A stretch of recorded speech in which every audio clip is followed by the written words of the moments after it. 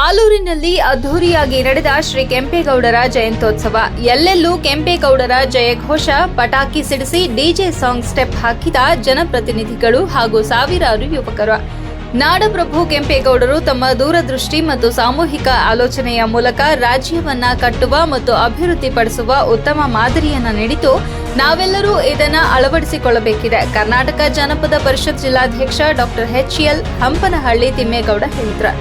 ಅವರು ರಾಷ್ಟ್ರೀಯ ಹಬ್ಬಗಳ ಆಚರಣೆ ಸಮಿತಿ ಹಾಗೂ ತಾಲೂಕು ಒಕ್ಕಲಿಗ ಸಂಘ ಆಯೋಜನೆ ಮಾಡಿದ ಶ್ರೀ ಕೆಂಪೇಗೌಡರ 516ನೇ ಜಯಂತ್ಯೋತ್ಸವ ಕಾರ್ಯಕ್ರಮದ ಸಮಾರೋಪ ಸಮಾರಂಭದಲ್ಲಿ ಭಾಗವಹಿಸಿ ಮಾತನಾಡಿ, ಕೆಂಪೇಗೌಡರು ನಾಗರಿಕ ಸಮಾಜಕ್ಕೆ ಏನು ಬೇಕು ಏನು ಬೇಡ ಎಂಬುದನ್ನು ಅರಿತಿದ್ರು.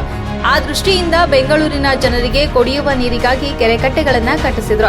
ನಾಗರಿಕರಿಗೆ ಅನುಕೂಲ ಮಾಡಿಕೊಟ್ರು. ಕೆಂಪೇಗೌಡರು ರಾಜ್ಯದ ನಾಗರಿಕರಲ್ಲಿ ಸಾಮಾಜಿಕ ಸಾಮರಸ್ಯದ ಆಲೋಚನೆಯನ್ನ ಮೂಡಿಸಿದ್ರು. ಇಂತಹ ಮಹನೀಯರ ಜೀವನ ಶೈಲಿಯನ್ನ ವರ್ತಮಾನದಲ್ಲಿ ನಾವೆಲ್ಲ ಅಳವಡಿಸಿಕೊಳ್ಳುವುದು ಅಗತ್ಯವಾಗಿದೆ ಎಂದರು.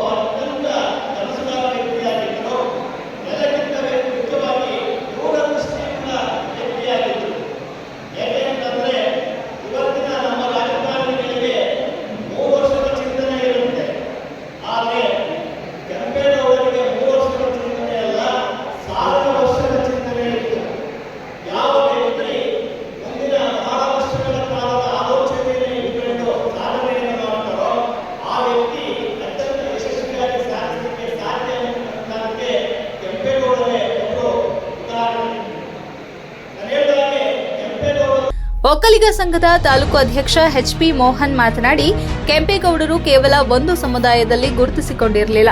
ಎಲ್ಲ ಸಮುದಾಯಗಳನ್ನು ಒಟ್ಟಿಗೆ ತೆಗೆದುಕೊಂಡು ಬೆಂಗಳೂರು ನಿರ್ಮಾಣಕ್ಕೆ ಕಾರಣರಾದರು. ತಾಲೂಕಿನಲ್ಲಿ ಒಕ್ಕಲಿಗ ಮುಖಂಡರು ಹಾಗೂ ಯುವ ಮುಖಂಡರು ಒಗ್ಗೂಡುವಿಕೆಯಿಂದ ಕಾರ್ಯಕ್ರಮ ಯಶಸ್ವಿಗೆ ಕಾರಣಿಯಾಗಬೇಕು.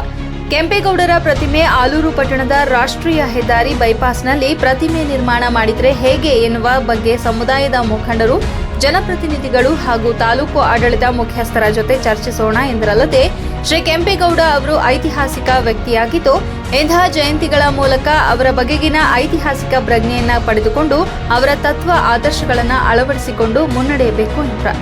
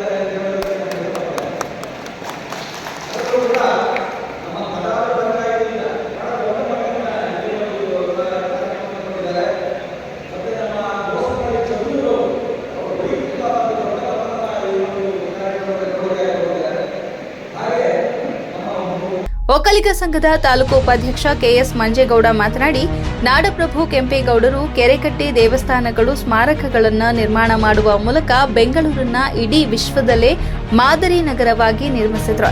ಕೆಂಪೇಗೌಡರ ಆಡಳಿತದಲ್ಲಿ ಹಲವು ಅಭಿವೃದ್ಧಿ ಕಾರ್ಯಗಳನ್ನು ಕೈಗೊಂಡು ಎಲ್ಲರಿಗೂ ಮಾದರಿಯಾದ ಆಡಳಿತ ನೀಡಿದ್ದಾರೆ.